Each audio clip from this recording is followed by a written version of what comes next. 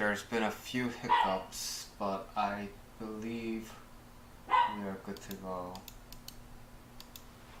So let me just do a final check to see if the streams are working. Okay,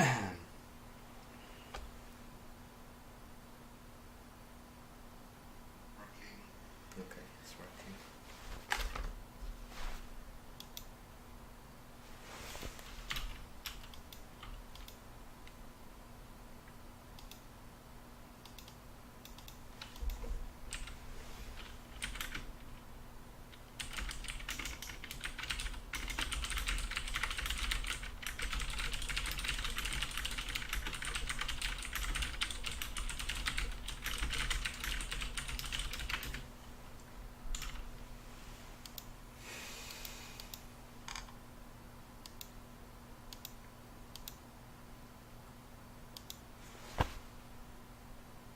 Okay, now we're live. Okay, so I'm sorry if you are getting notifications. I don't think you should be, but yeah, I am having a really hard time with technology today because I did a whole stream before, but then yeah, I realized too late there was no audio going out. Thank you for that one viewer who told me. I'm sorry I missed your message initially, but yeah, that's the thing with having a small channel, I guess, right? So now let's get back into the group. So the point of today is thought modeling.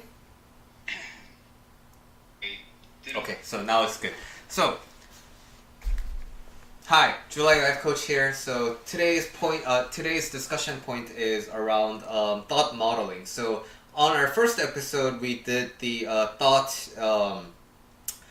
download and how to observe your thoughts, right? And so that was good. But now after you do that with your thoughts, there's some other things you can do, and one of them is thought modeling. And I recently discussed this with a person on Reddit, and I realized that I had a video for thought downloads, but I didn't have a video for thought modeling. So here it is.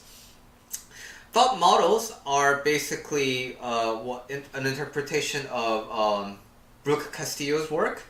And Brooke is basically a very prominent life coach, leader of the Life Coach School, and I received my certification through that organization. And so the whole concept of model is what really makes the coaching super effective, right? And it's basically a way of viewing the world and understanding how your thoughts impact how you experience the world, right? So it's not a it is a really versatile tool. You can use it for many different things, but what I find it can help a lot of non-coach people is that it allows you to kind of be objective about your thoughts, and it allows you to see what you're creating with your thoughts. So with that, I'm going to open a Google Docs and let's go over what the model is. Let's open this guy up, and alright. Let's do this. So, the model is commonly called the CT-FAR model. And you might be asking then, what is CT-FAR? It is... Whoa, I'm really losing my attention here. So, circumstance, thoughts, feelings, actions, results. So this is what the model is. And let's quickly go over each one of them. And C is circumstance. Circumstances are neutral things that happen in the world. And they are neutral, being the key word. So let's see. Circumstance is neutral. So example, birds existing, water existing, bugs existing. So there's nothing really to argue about whether or not, like, does a cockroach existing, is it good or bad? There's no answer to that question, right? Because it's like the question has no point. It's pointless. So that's what I mean by neutral. Whereas it's just a thing that you can't really argue whether it's good or not. There's no like ethics behind the things. So it's very close to the truth, the neutral truth. And now we add on thoughts to it. And thoughts are opinions. And so it's gonna be subjective. So for example, if you are afraid of birds, then you will say, birds creep me out. So, or if you're superstitious, then crows are bad luck. If you almost drowned once, water is dangerous. If you're like me and you hate cockroaches, you say, I cannot stand being near a cockroach because they are gross as heck. So notice how subjective opinions start to come in here, right? It's not about the objective world anymore. It's not about neutrality. It's not about neutrality anymore. It's about your thoughts about things being good or bad. Now you can start adding value to it, like subjective values to it. So that's what thoughts are. And now feelings come in because they are generated by thoughts. So when you think that crows are bad luck, you're gonna be scared, right? Because you don't want bad luck. And when you feel that water is dangerous, you will also have a lot of fear. And if you're like me and you can't stand being near a cockroach, you're gonna feel a lot of desperation. Right? So the key point here is that feelings are generally caused by thoughts. And what feelings do is they generate action. So example of this is, because I'm afraid that crows are bad luck, I take an alternate route to my destination to avoid crows. Or I don't do anything and just stay home to avoid bad luck. Right? For me in my cockroach situation, I don't clean up after a cockroach is dead on my porch. I ask other people to clean them up for me. So that's the thing that I do because I am afraid of cockroaches. But the important thing here is, you wouldn't do this. You wouldn't take an alternate route to anywhere if it takes more like time and effort to do that, if you weren't feeling scared, right? And you wouldn't be feeling scared if it weren't for the thought that crows are bad luck. Another example. You're not going out and doing things. I mean, you're not doing that because you're afraid, right? But that fear comes from the thought that crows are bad luck. So in this action line, it's really important that you identify the actions or the inactions that you do as a result of the feelings that you feel, as a result of the thoughts you have. So, what's the result? Result is kind of a free interpretation kind of a thing where you define what all of this actually means. So the result is, I let superstition guide how I live. I don't have control over my own destiny. if it's the cockroach example, I let bugs determine how I will feel. So these are all interpretations of what this actually is creating in the world, in my experience, right? So now to recap, the important point is that I don't have control over my own destiny, not because crows exist. Not because ladders exist. It's because I believe in superstition and bad luck. So, when you're really observing this, when you're really thinking that you're the poor victim of a world, you tend to think, oh man, everything is suck, and it's all because of crows and ladders. And it's all because somebody didn't knock on wood. And somebody didn't say bless you. But those things are just circumstances. Like ladders existing, crows existing, wooden tables existing. They're all just neutral circumstances. There's nothing good or bad about that. But it's my thought that it's superstitious and I need to believe in that. That's what causes my reality. So what the model really allows you to do is it allows you to detach from your thoughts, and moreover it allows you to see what that thought is doing to you, what that thought is impacting your life, how that thought is impacting your life, right? So I'm going to do a few more examples just so you get the hang of it.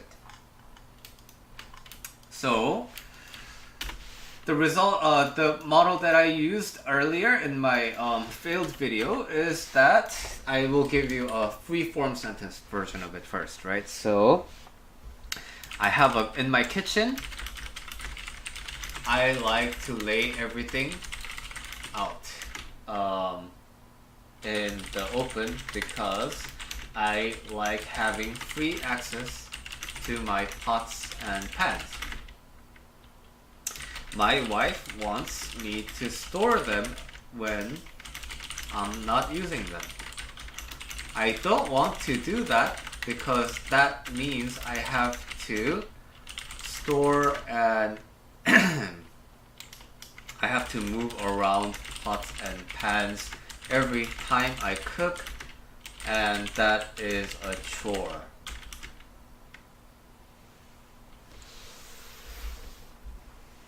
So you can see how this is sort of a relatable moment, right? I have a different preference to my wife.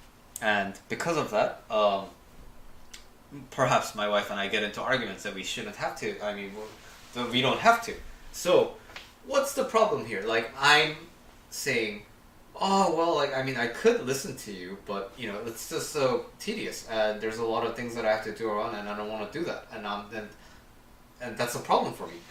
So the circumstance here is there is a space in my house I call kitchen, where there are stove, sinks, and cabinets. There is a home that is registered under my name. My wife exists. My wife and I are under union through marriage law, and I have pots and pans. So, nothing good or bad about this. The space just exists.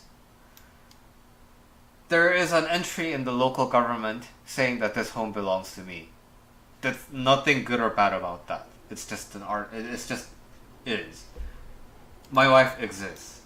She, as a person, she takes space in this earth. My wife and I are under union through marriage law. Again, no problem with that. I have pots and pans. Again, not good nor bad. But my thought here is that storing and taking pots and pans every time I cook is tedious and is a chore. And when I think that, I feel discouraged. Because I'm anticipating everything to be tedious and everything to be a chore. And because of this, feeling discouraged, I cook less. I'm passive aggressive towards my wife when I have to cook. I try shopping for cabinet storage systems. I try shopping for lighter pots and pans. I try to throw away some unneeded pots and pans. So, the result that I create as a set of these actions is I let utensils determine my love life with my wife. I don't cook delicious meals for the person I love because of utensils.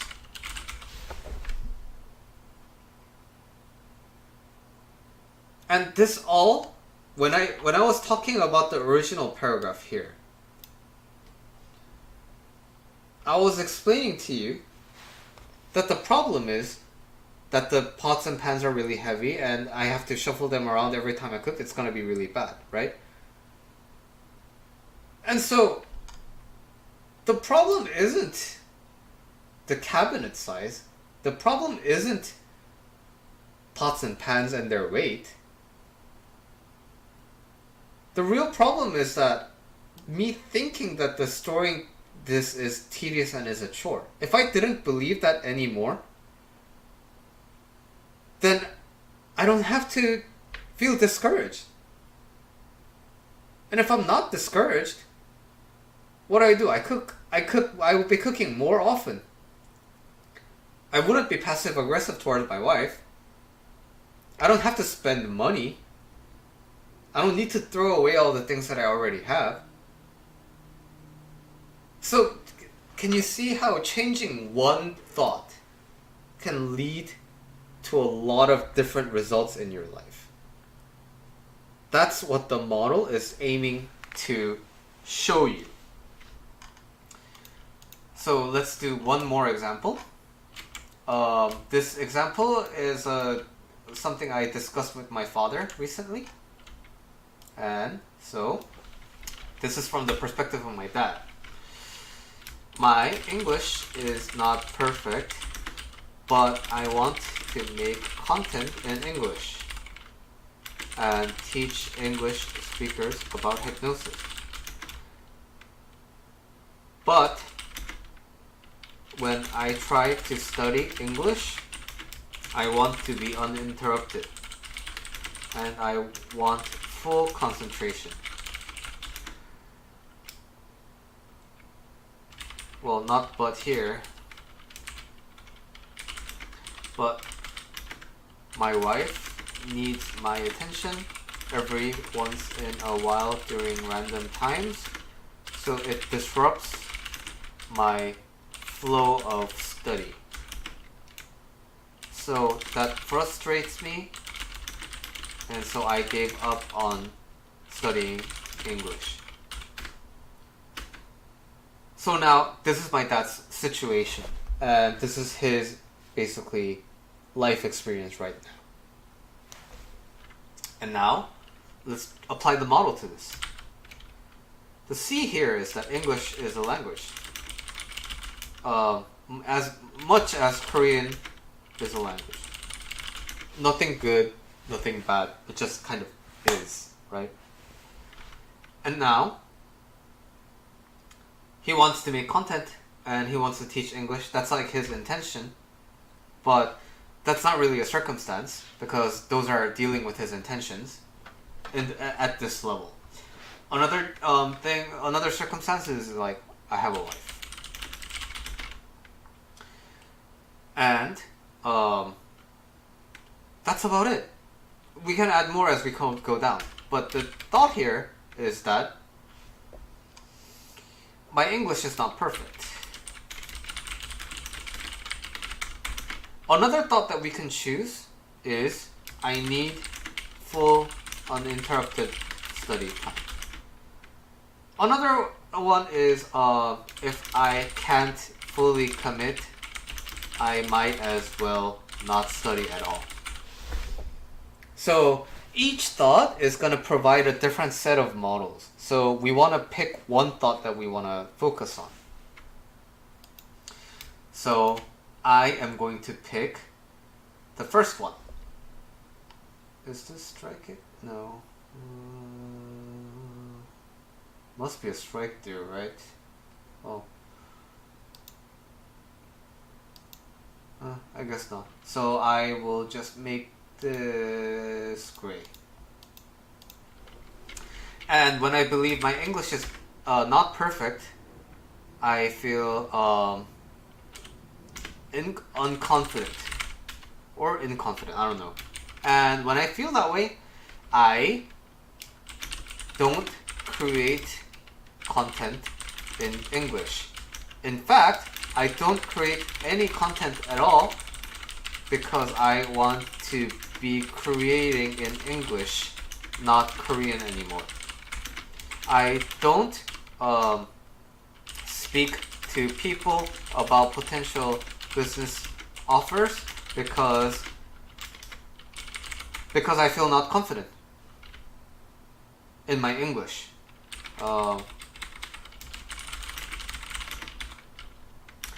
And I buffer by watching Netflix and YouTube. I exercise to feel better about feeling unconfident. So these are some of the actions that arise from feeling unconfident, right? And the result is I prevent myself from showing value to the world because of my English, because of my beliefs in English. What's also happening is that the world, the English-speaking world, learns less about the importance of hypnosis because I don't teach them. So these are the things that happens as a result of my dad's belief that his English isn't perfect. But the thing is, English just exists, right? And there are a lot of people who, have a different confidence levels depending on, like when it comes to speaking different languages. So now you can see how this thought is the one that's responsible for all of this. Like, if I wasn't feeling confident and unconfident, then I would be creating stuff in English, right? I would be talking to people about potential business offers. I would be not spending time buffering, I would be actually doing things. I would exercise for health instead of to avoid my problem. So those are some examples of the model. And now I observed that all my result is created as a result of this. So what? And now what you can do, I want to offer two things that you can do. Number one is you want to ask why you believe this thought. Okay, so why do you believe your English isn't perfect? This is what I actually did with my dad, right? So my dad doesn't believe his English is perfect because he stumbles on his words and he, his vocabulary isn't perfect. And, he has trouble understanding people who talk really fast, right? But the thing is,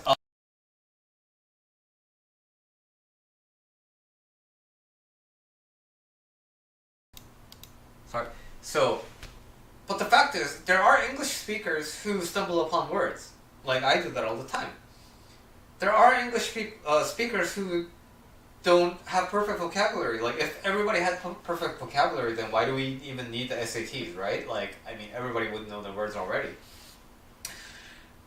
And there are English speakers who have trouble communicating with each other, especially when it comes to like speech speed or like the volume or the accents are involved. So none of those are like really universal valid reasons to believe that your English is not perfect. So for some people, when you believe that, oh, okay, when you find out that your thoughts aren't really based on the truth, that's enough to dismantle the belief system. And the other way I want to recommend to you is, okay, so now you have this result that you created as because you believed a certain thought that was sort of unconscious, right? You weren't intentionally choosing to believe that. But now, through the model, you're aware that you don't have to believe that thought. It was a choice, unconscious choice. Now you go the opposite way. What result do you want to create? What belief do you want to have? And then you can continue filling out the model in that order. Oh, what if I believe that my English is perfect? Then I feel confident. Then the actions would change and the results would change, right? Or if you don't know what thought to believe first, then another thing you can do is like, what result do I want to create? Okay, I want English-speaking clients. Okay, in order to do that, what actions do you need to take in order to get English-speaking clients? And then, in order to do those actions, what emotions do you need to feel? And what thought do you need to think in order to access that emotion? So you reverse engineer the model. And that's called an intentional model. So this video is, to sum it up, the model is a way to view the world and how your thoughts affect your life experience. And after you do the model, you can try dismantling your thought, you can try asking why you believe this thought, or you can go to an intentional model. Hope this helped, and I really hope this video has audio in it because it would suck if it didn't again. But see you next time.